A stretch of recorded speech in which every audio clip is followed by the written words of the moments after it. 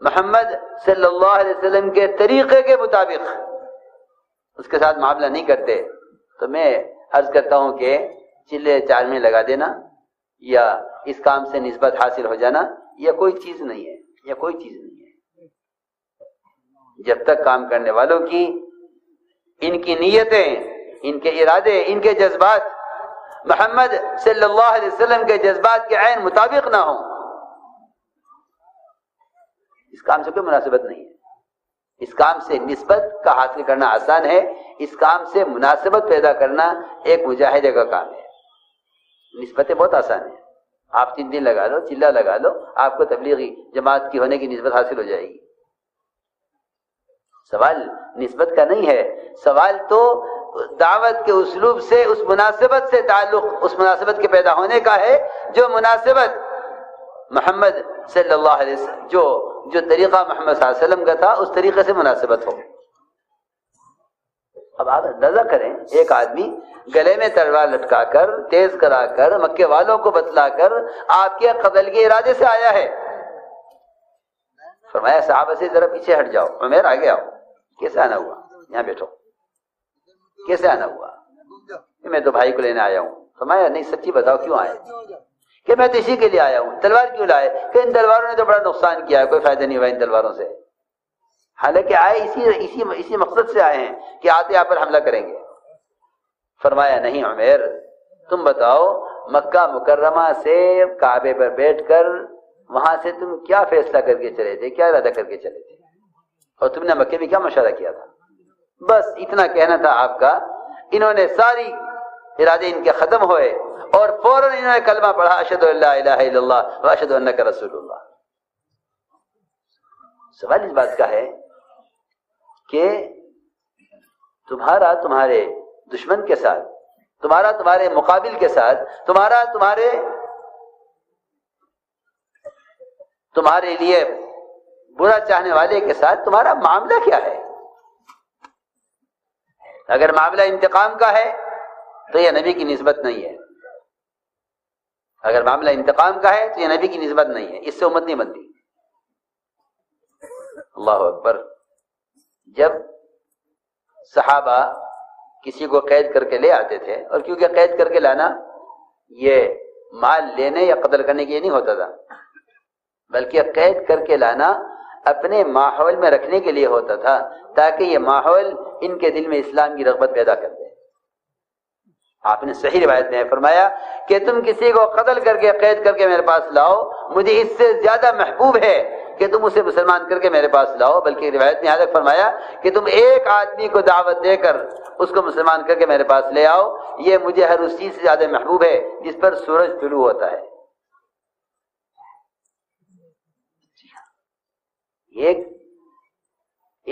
ایک انسان کی قیمت، نبی کہہ رہے ہیں ایک انسان کی، مسلمان کی نہیں کہہ رہا ہوں میں، ایک انسان کی قیمت، ایک انسان کی قیمت بتا رہے ہیں کہ ایک انسان کی یہ قیمت ہے، ایک انسان کی یہ قیمت ہے کہ تم اگر اس کو مسلمان کر کے میرے پاس لے آؤ تو فرمایا حضور اکرم صلی اللہ علیہ وسلم نے کہ ہر وہ چیز جس پر سورج طلوع ہو رہا ہے، یعنی ساری دنیا، سارے بر و بحر اور جو کچھ اس کے اندر ہے، مجھے اس سب سے زیادہ محبوب ہے تمہارا ایک فرد کو دعوت دے کر اسے مسلمان بنا کر لانا۔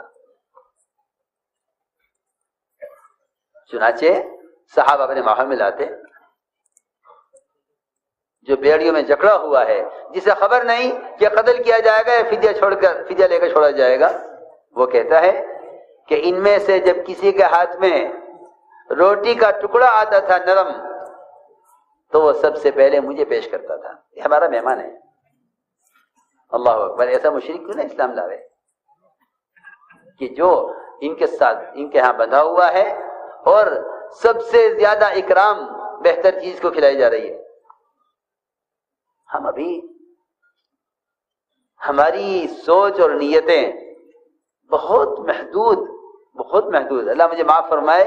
اب تو کام کرنے والوں میں بھی یہ بات پیدا ہو گئی ہے کہ کون اپنا ہے کون پرایا ہے۔ وہاں یہ بات پراؤ کے غیروں کے لیے بات نہیں تھی، وہاں غیروں کے ساتھ معاملہ اپنوں سے کہیں زیادہ بہتر تھا۔ آپ نے فتح مکہ کے موقع پر انصار کو کچھ نہیں دیا، طلقاء مشرکین ایک مشرک کو 100 اونٹ دیے ہیں آپ نے، 100 اونٹ بتانے کے لیے کہ ہم تم سے فتح مکہ کے موقع پر انتقام لینے کے لیے اور تم سے پچھلے بدلے چکانے کے لیے نہیں آئے ہیں، ہم تمہیں بتلانے کے لیے آئے ہیں کہ ہمیں ملک و مال نہیں چاہیے، ہمیں تمہارے لیے ہمیں تمہاری ہدایت چاہیے۔ جی ہاں، تو میں نے عرض کیا کہ حضور اکرم صلی اللہ علیہ وسلم اور آپ کے صحابہ کا معاملہ میں آپ سے صراحتاً کہہ دیتا ہوں کہ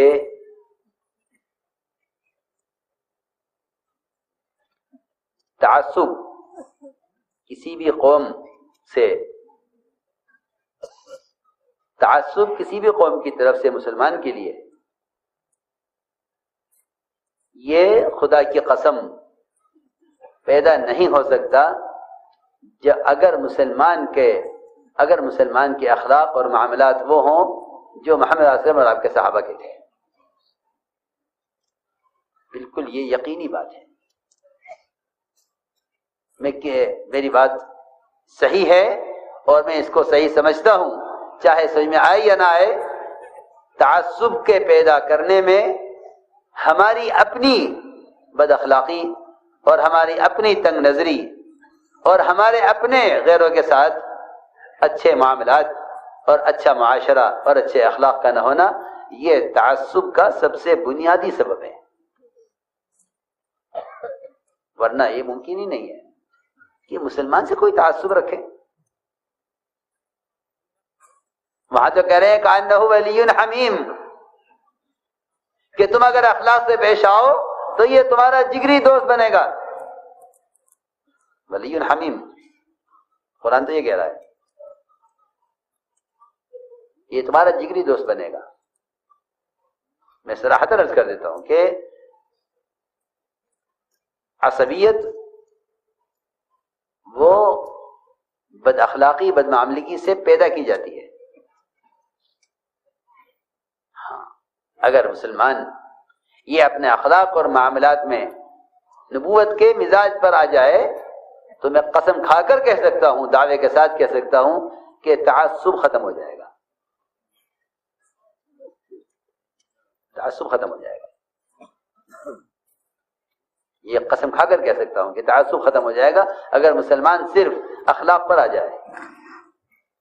اس کے اخلاق کا حال تو یہ ہے کہ اگر سلام بھی کرتا ہے کسی مسلمان کو تو پہلے شکل دیکھ کر پہچانتا ہے پھر سلام کرتا ہے۔ یہ قرب قیامت کی نشانیوں میں سے ہے۔ یہ غیروں کے ساتھ کیا معاملہ کرے گا جب یہ مسلمان کو سلام کرنے کے لیے بھی اس کی معرفت اور جان پہچان کا محتاج ہے کہ بھئی یہ کون صحابی کا آپ نے سلام کیا تھا؟ مجھے خبر نہیں کون ہے۔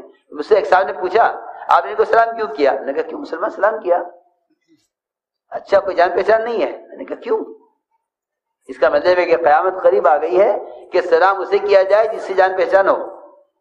صحیح روایت ہے التسلیم بالمعرفہ من اشراط الساعہ، کسی کو پہچان کر سلام کرنا یہ قرب قیامت کی نشانیوں میں سے ہے، قرب قیامت کی نشانیوں میں سے ہے کسی کو پہچان کر سلام کرنا۔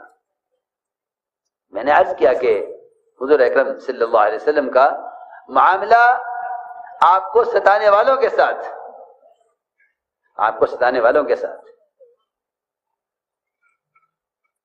وہ مجبور تھے اس بات سے، بالکل مجبور تھے کہ آپ کے اخلاق اور آپ کی سخاوت انہیں یا تو راستے سے ہٹا دیتی تھی یا ان کو راستے پر لے آتی تھی۔ اس لیے میرے عزیز دوستو، سب سے بنیادی بات یہ ہے کہ ہم جتنی ہماری جماعتوں کی نقل و حرکت ہو رہی ہے،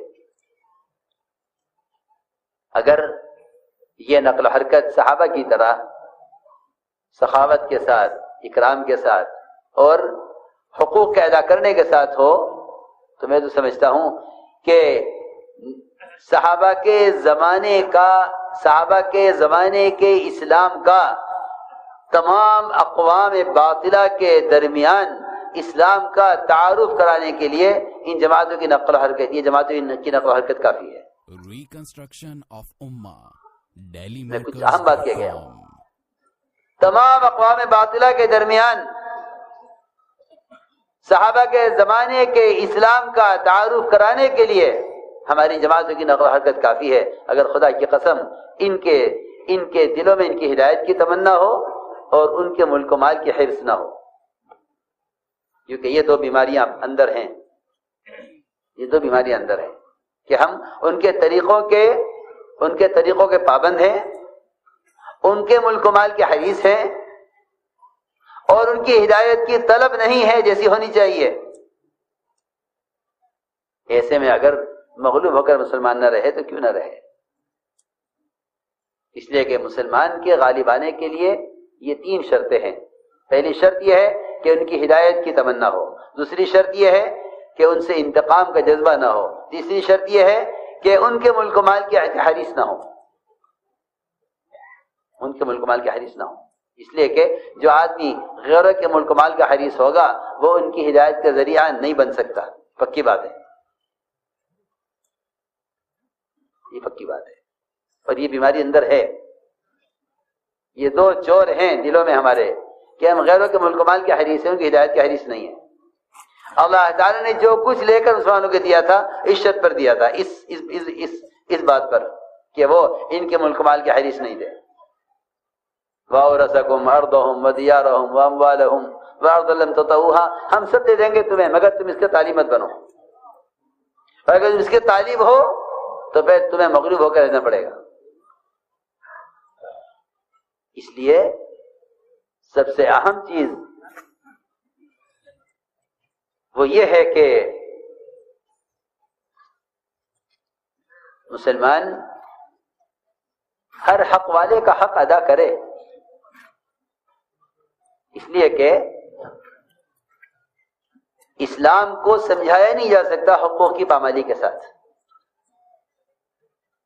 اپنا حق معاف کر دو کیونکہ تمہیں اپنا حق اللہ سے لینا ہے. میری بات دھیان سے سننا. اپنا حق معاف کر دو کیونکہ حق اللہ سے لینا ہے. حدیبیہ میں جو شرطیں لگی، آپ کو ہم طواف نہیں کرنے دیں گے، مسجد حرام ساری دنیا کی مساجد کا قبلہ ہے، ہم آپ کو عمرہ نہیں کرنے دیں گے، آپ یہاں سے واپس جائیے، اور ہمارا کوئی آدمی آپ کے پاس آئے گا ہم واپس نہیں کریں گے، ہمارا کوئی آدمی آپ کے پاس آئے گا آپ کو واپس کرنا پڑے گا. اور شرطیں لگائی. سب سے بنیادی